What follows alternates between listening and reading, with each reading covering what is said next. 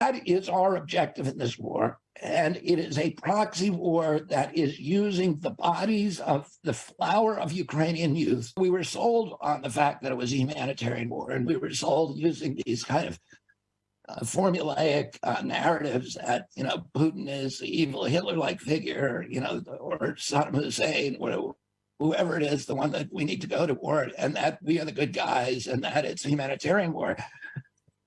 But we have not been acting like it's a humanitarian war. If you look at the history of why, what's happened over there, and you go back a little bit in history, in 1990-91, when the Soviet Union was collapsing, we made a deal with Gorbachev, Britain and the United States, and it was over the reunification, which is a very dicey issue of Germany, because the Russians had 400,000 troops in Germany, in East Germany. And we wanted to reunite East Germany under NATO, which had been the Russian enemy. So the Russians were naturally worried and said, if we take our troops out, we want to make sure that you're not getting a beachhead and you're not going to move NATO into all of our, former satellite states and make us feel like we're under attack, like we're being encircled. And President Bush famously told them, we will not move NATO 1 inch to the east. Well, since then, we've moved it 1,000 miles to the east, and we've incorporated 14 of the Russian former satellite states, and we've put nuclear missile capable systems, the Aegis missile system, which is manufactured by Lockheed, in both Romania and Poland. And the Russians were terrified we'd put that in Ukraine, which is only 400 miles from Russia. And they repeatedly said to us, you cannot incorporate Ukraine into NATO. We then unilaterally walked away from our 2 intermediate nuclear weapons treaties with Russia. So we had treaties saying you can't use intermediate nuclear weapons. These were huge steps in progress, and we canceled both of them unilaterally. We told the Russians we're not doing that anymore.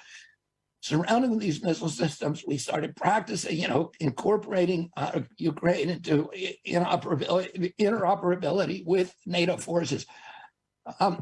Zelensky runs in 2019. We helped to overthrow the democratically elected government of the Ukraine in 2014 and install a very ultra-nationalist, and that is a polite way of describing them, ultra-nationalist, government there that's extremely anti-Russian. That prompts the Russians to go in and invade Crimea because they're terrified that now that we have our own government in place there, we're going to put the naval of our U.S. Navy fleet in a warm water port that they've had for, I think, 370 years. It's their only warm water port. It's their way of, having a military presence on the Black Sea. They're terrified we're going to go in there, so they invade Crimea. Then the new Russian government comes in and enacts all of these oppressive laws against the ethnic Russian majority in eastern Ukraine. 80% of the people in the Donbass are ethnic Russians, and they were able to have their own language, and they felt part of the Ukraine. But suddenly, there's all these laws being passed saying, that language is no longer any good. You have to speak Ukrainian, and treated essentially as red-headed stepchildren. And they start doing protests, and the government then reacts violently, and you basically have a civil war in which 14,000 ethnic Russians are killed. The Ukraine today is a victim of U.S. aggression as well, because Zelensky ran in 2019 here's a guy who's a comedian and an actor, and I'm not saying that in a disparaging way, Russell, please. I don't want you to hear that in a disparaging way. He's a comedian. He's a comedian. I run Europe, could work. The reason I'm saying that is the only reason he won that election is he ran on a peace platform. He was going to ratify the Minsk Accords, which was the Russian-supported agreement. Donbass remains part of Ukraine, even though it had voted to join Russia. Russia said, we don't want them. They stay in Ukraine, but you need to protect them. You need to make them semi-autonomous so they're not getting killed. And Zelensky then gets in there. He gets surrounded by U.S. neocons. including most prominently Victoria Nuland. And she's the one who sort of orchestrated the U.S. walking away from all these nuclear treaties. And all of his peace professions suddenly disappear. And, he is pressured by ultranationalists within Ukraine and by the U.S. government to start having a military response instead of going to the table with the Russians. And now we've pumped 113 million in there. It's a proxy war. And our government has admitted, President Biden has admitted that this, the old neocon aspiration, this war is about getting rid of Putin. And his Secretary of Defense, Lloyd Austin, acknowledged in April 2022 that the war is about, the U.S. purpose of engaging this war is to exhaust and degrade the Russian army so they're incapable of fighting anywhere else in the world.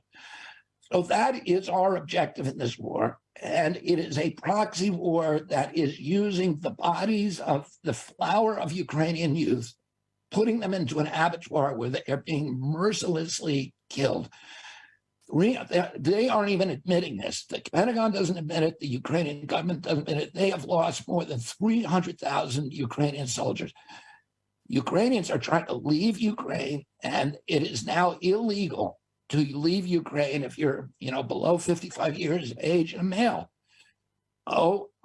It is, and they've killed 14,000 civilians, 60% unemployment. The infrastructure of the country has been destroyed for U.S. geopolitical machinations. And it's not right. The Russians are killing Ukrainians at a rate of probably around 7-1, because they have a 10-1 artillery advantage. And, we've killed between 30,000 and 100,000 Russians, which isn't something to be happy about either.